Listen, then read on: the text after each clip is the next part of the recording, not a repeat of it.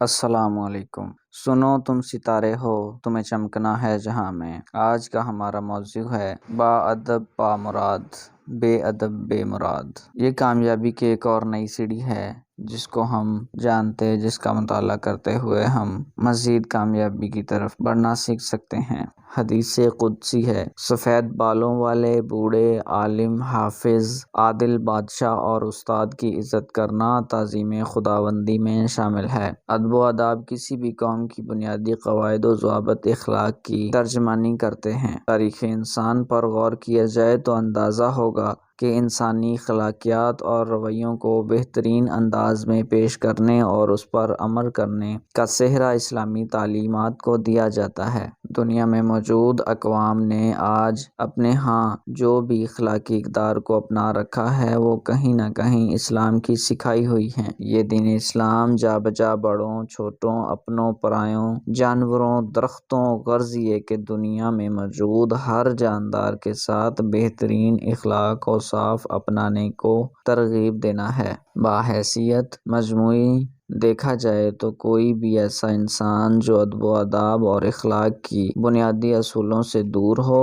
وہ نہ تو اس دنیا میں کوئی مقام پا سکتا ہے اور نہ ہی اگلے جہان میں اس کی عزت کی امید کی جا سکتی ہے۔ ادب و آداب کا ذکر ہو تو بڑے چھوٹے، اپنے پرائے، جانور، پھل اور پھول، بوٹے وغیرہ، غرض یہ کہ تمام کے تمام ہی انسان کے ادب و آداب کے حقدار ہوتے ہیں، مگر ان میں اولین ترجیح ہمارے والدین اور خونی رشتہ داروں کو حاصل ہوتی ہے۔ اللہ تعالیٰ قرآن مجید میں بار بار والدین کے ساتھ اچھے برتاؤ کا حکم دیتے ہوئے فرماتے ہیں کہ ترجمہ، اور آپ کے رب نے فیصلہ کر دیا ہے کہ تم اس کے سوا کسی اور کی عبادت نہ کرو اور والدین کے ساتھ بہتر سلوک کرو۔ اگر ان میں سے کوئی ایک یا دونوں تمہارے سامنے بڑھاپے کی عمر کو پہنچ جائیں تو انہیں اف تک نہ کہو اور نہ ہی جھڑکو، اور ان سے احترام سے بات کیا کرو اور ان پر رحم کرتے ہوئے انکساری سے ان کے سامنے جھک کر رہو اور ان کے حق میں دعا کیا کرو اور کہ اے میرے رب ان پر رحم فرما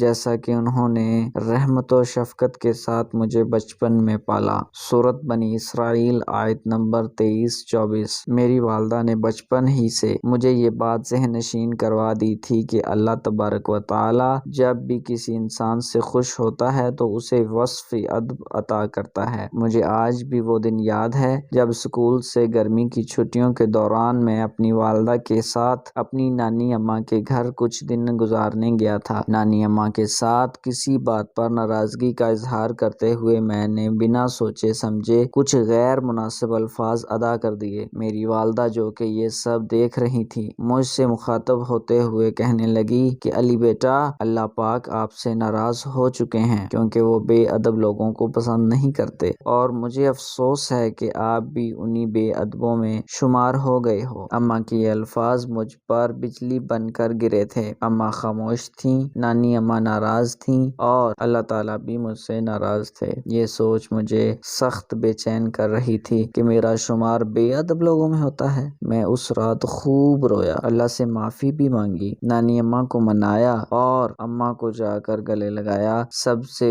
معافی مانگ کر دل کو کچھ تسلی تو ملی، پر آنسو کے تھے کہ تھمنے کا نام ہی نہیں لیتے تھے۔ میں اماں سے بار بار ایک ہی بات پوچھنے لگا، کیا اللہ اب بھی مجھ سے ناراض ہیں؟ اماں نے مجھے پیار سے آغوش میں لیتے ہوئے کہا کہ نہیں، اب اللہ پاک ناراض نہیں ہیں، وہ آپ سے راضی ہو گئے ہیں، لیکن ایک کھٹکا، ایک وہم تھا جو مجھے بارہا اماں سے یہی سوال پوچھنے پر مجبور کر دیتا تھا کہ اماں آپ کو کیسے پتا کہ اللہ؟ اماں جان نے اس وقت بہت خوبصورتی سے میرے اندیشوں کو دور کرتے ہوئے سمجھایا کہ بیٹا، ادب لوگ جھکے ہوئے انکساری والے ہوتے ہیں، بالکل اسی طرح جس طرح پھلدار درخت ہوتا ہے، اس لیے اللہ جنہیں ہدایت دے وہ بھی جھک جایا کرتے ہیں۔ اماں کی یہ بات اس دن میں نے یوں پلے باندھی کہ آج بھی ہر جگہ ہر موقع پر جھک جانے کو ترجیح دیتا ہوں۔ میرا سچے دل سے توبہ کر لینا اور اور سب سے معافی مانگ لینے کا یہ عمل شاید میرے رب کو پسند آ گیا تھا اور اس نے مجھے معاف کر کے زندگی میں دوبارہ بے ادب لوگوں میں شمار ہونے سے ہمیشہ کے لیے بچا لیا۔ اگر بات کی جائے کل انسانیت کی تو یہ وصف اللہ ہمیشہ اپنے بہت عزیز بندوں کو عطا کرتا ہے۔ دنیا کی تاریخ ایسے عظیم لوگوں سے بھری پڑی ہے جنہوں نے خدمت خلق کو اپنایا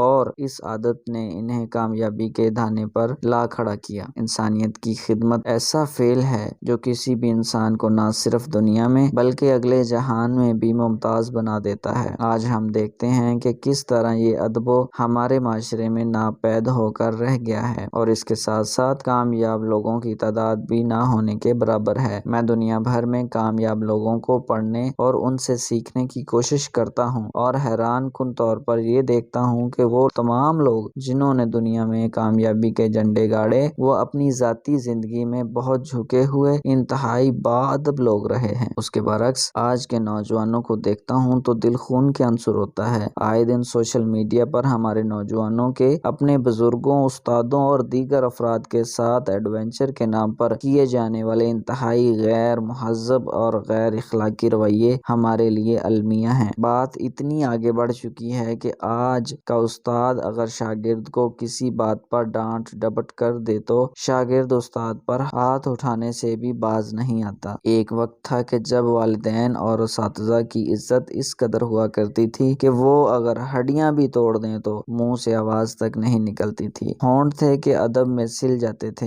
اور اس کا نتیجہ اسکول سے نکلا ہر بچہ اعلیٰ اخلاق اور کردار کا مالک ہوتا تھا۔ زندگی میں کامیابی ان کے قدم چومتی تھی۔ کچھ عرصہ قبل ایک ٹریننگ کے سلسلے میں لاہور میں موجود تھا۔ میزبان کی طرف سے میری رہائش کا انتظام لاہور کے ایک نامور ہوٹل میں کیا گیا تھا۔ ناشتے کے وقت ریسٹورنٹ پہنچ کر اپنے میزبان کا انتظار کرنے میں مصروف تھا کہ ایک بزرگ کی آواز میری سماعت سے ٹکرائی۔ میرے والد صاحب کی عمر کے ایک بزرگ ہاتھ باندھے مجھ سے کھانے کا آرڈر لینے کو کھڑے تھے۔ میری والدہ کا سکھایا ہوا ادب کا سبق مجھے شرم سے پانی پانی کر رہا تھا اور میں سکتے میں بیٹھا بس کچھ نہیں تھینک یو کہہ کر وہاں سے نکل کھڑا ہوا۔ میرا تعلق ایک عام پاکستانی خاندان سے ہے جس میں گھر کے بزرگوں کی عزت ہر چیز سے مقدم رکھی جاتی تھی۔ بزرگ اگر چارپائی پر بیٹھے ہوں تو اس کے سرہانے کی طرف بیٹھ جانا بے ادبی تصور کیا جاتا تھا۔ اس کے برعکس آپ آج کے نوجوان نسل کو دیکھیں تو زندگی میں لاپرواہی کا شکار ہمارے نوجوان بزرگوں کا احساس کرنا تو دور کی بات، ان کو حقیر نظروں سے دیکھنا، ان سے بدتمیزیاں کرنا، اونچی اور مغرور آواز میں کھانے کا آرڈر دینا اور ان سے اپنی خدمت کروانا اپنا حق سمجھتے ہیں۔ ضرورت اس عمل کی ہے کہ ہم اپنی ذمہ داریوں کا احساس کرتے ہوئے اپنے اندر ادب و آداب کے اوصاف پیدا کریں۔ ہمیں اس سوچ کو ترغیب دینے کی ضرورت ہے کہ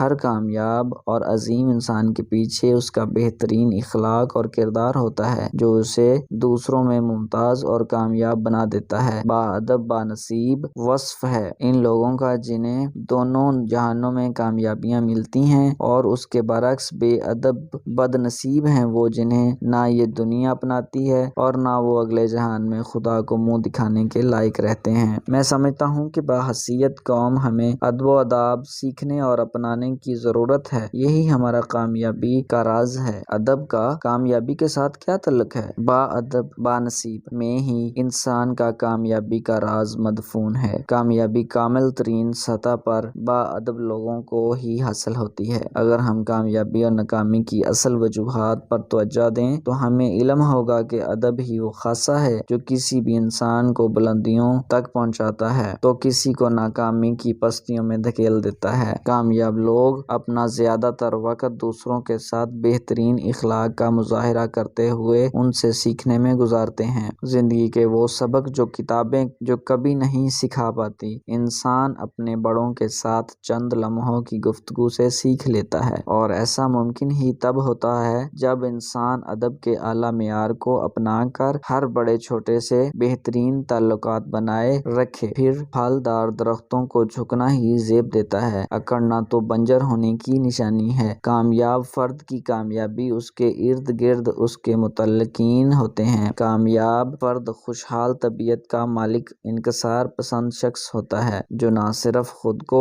بلکہ اپنے سے جڑے ہر انسان کو عزت و تکریم کی نگاہ سے دیکھتا ہے۔ جدوجہد کرتے ہوئے اسے اپنوں کا ساتھ ان کا سہارا ہوتا ہے، جو اسے کڑے سے کڑے وقت میں بھی آگے بڑھتے رہنے کا حوصلہ دیے رکھتا ہے۔ اعلیٰ اخلاق اور دوسروں کے لیے مثبت سوچ کے نتائج ناقابل یقین حد تک کامیاب ہوتے ہیں۔ میں دنیا بھر کے لوگوں کی سکسیس سٹوریز پڑھنے کا شوق رکھتا ہوں۔ میری کوشش ہوتی ہے کہ میں لوگوں سے اور ان کی عادات سے سیکھوں، لہٰذا مطالعہ کرتے ہوئے اکثر غور کرتا ہوں کہ دنیا کے مختلف حصوں میں موجود انسان جنہیں کامیابی ملی، وہ لوگوں کے ادب و احترام میں کوئی کسر اٹھا نہ رکھتا تھا۔ کامیاب لوگ اپنی کامیابی کا مکمل ذمہ دار بھی خود سے منسلک لوگوں، خاص طور پر اپنے والدین اور اساتذہ کو ہی ٹھہراتے ہیں۔ ہم جب ان لوگوں کی کامیابی پڑھتے یا سنتے ہیں تو بعض اوقات یہ جملے بہت رسمی سے معلوم ہوتے ہیں کہ میری تمام تر کامیابی کے پیچھے میرے والدین یا اساتذہ کا ہاتھ ہے، جبکہ حقیقتاً یہ بھی ادب کا ایک پہلو ہے۔ کامیاب لوگ